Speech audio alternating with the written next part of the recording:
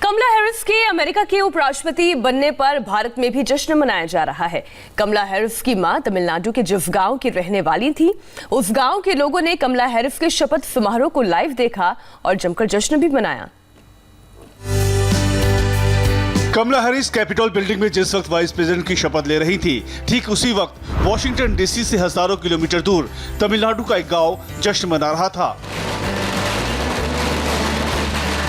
भारतीय मूल की कमला हैरिस ने यूएस की पहली अश्वेत महिला उपराष्ट्रपति बनकर इतिहास रच दिया है। अमेरिका में इसे सेलिब्रेट किया गया, लेकिन उतनी ही खुशी तमिलनाडु के थुलसेंद्रपुरम गांव के लोगों में भी है। ये गांव कमला हैरिस की मां का गांव है, जहां लोगों ने जमकर आतिशबाजी की।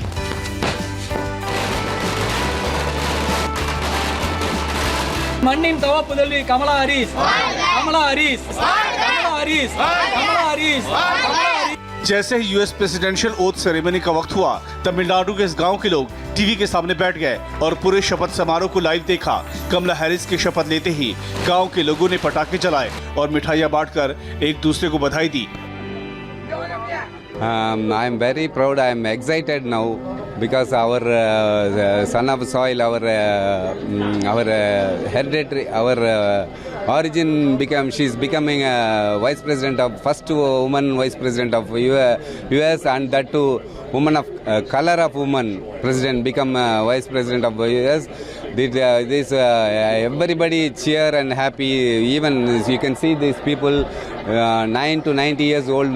They are sitting to that to this climate. They are watching her swearing in ceremony. We are very happy. We are very proud of to tell Indian our origin become vice president of US.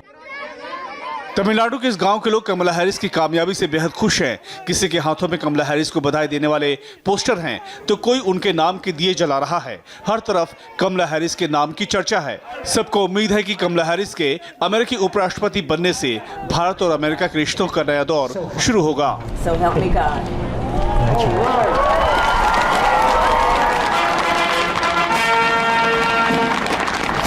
Kamala Harris का America का उपराष्ट्रपति बनना भारत के लिए बहुत positive बात है। कमला Harris Bharat और दक्षिण एशिया को लेकर एक बड़ा रोल अदा कर सकती हैं। देखा जाए तो वो अमेरिका में भारतीय लिंग को लेकर एक तरह से सॉफ्ट पावर की भूमिका निभा सकती हैं।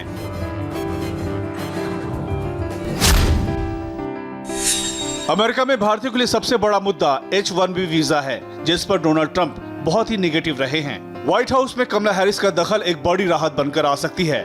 डोनाल्ड ट्रंप की सरकार के दौरान भी कमला हैरिस एक प्रस्ताव लेकर आई थी, जिसमें H-1B वीजा पर लगी पाबंदियों को खत्म करने की बात थी। कमला हैरिस को करीब से जानने वाले कहते हैं कि वो हमेशा मानवाधिकार के लिए लड़ी हैं। रंग भेद से लेकर गैर बराबरी का उन्होंने अपनी जिंदगी में भी सामना किया है और बाइडेन एडमिनिस्ट्रेशन में भी उनकी आवाज बुलंद होगी। अश्वेत अमेरिकी लोगों के लिए, खासकर भारतीय मूल के लिहाज से, वो ऐसे कई मुद्दों पर अलग नजरिया लाएंगी जिसकी जरूरत जो बाइडेन को होगी। भारत के लिए ये मुद्दा अहम है कि जो भारतीय अमेरिकी रोजगार के सिलसिले में जाना चाहते हैं, उन्हें कोई दिक्कत पेश न आए। इसलिए अमेरिका के एक दौरे पर विदेश मंत्री एस जयशंकर ने भी कहा था कि भारत के टैलेंट को समर्थन करने वाली अमेरिका की वीजा पॉलिसी दोनों देशों के लिए मददगार होगी। बाइडेन कमला हैरिस के जुगलबंदी से भारत के साथ अमेरिका के रिश्ते कैसे और मजबूत हो सकते हैं, इसके संकेत इनकी शपथ से पहले ही मिल गए थे, जब बाइडेन ने अपनी कैबिनेट में भारतीय मूल के 20 अमेरिकियों को जगह दी। राष्ट्रपति जो बाइडेन की कैबिनेट में टॉप पोजीशन की बात करें तो कमला हैरिस को उपराष्ट्रपति बनाया गया है। इसके अलावा भारतीय मूल की नीरा टंडन को व्हाइट हाउस में office of management and budget के डायरेक्टर के लिए चुना गया है। वहीं डॉक्टर विवेक मूर्ति को यूएस सर्जन जनरल के लिए चुना गया है। कहा जा रहा है कि मूर्ति कोरोना से निपटने में एक्सपर्ट के रूप में बड़ी भूमिका निभाएंगे। वनीता गुप्ता को अमेरिका के associate attorney general department of justice के लिए चुना गया है। बाइडेन कैबिनेट में उजरा जिया को under secretary of state for civilian security, democracy and human rights के तौर पर नॉमिनेट किया गया है। इनके अलावा नीति निदेशक के तौर पर माला अडिगा का चुनाव किया गया है, जबकि गरिमा वर्मा को फर्स्ट लेडी के ऑफिस में डिजिटल डायरेक्टर के तौर पर चुना गया है। नेशनल सिक्योरिटी काउंसिल में भी 3 भारतीयों को जगह मिली है।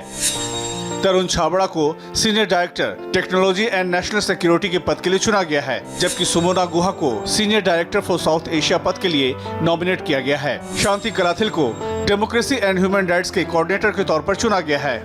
बाइडेन कैबिनेट में इतनी बड़ी संख्या में भारतीय मूल के अमेरिकियों को जगह मिलनी ये बताता है कि अमेरिका भारतीयों को नजरअंदाज नहीं कर सकता। कुछ जगह ही नहीं देते। जो बाइडेन ने शपथ ले ली है और शपथ के बाद वो एक्शन में भी दिख रहे हैं। चुनाव से पहले किए गए अपने वादे भी पूरे कर रहे हैं। अब सवाल है कि बाइडेन का अमेरिकी प्रेसिडेंट की कुर्सी पर बैठना भारत के लिए कितना फायदेमंद होगा। क्या बाइडेन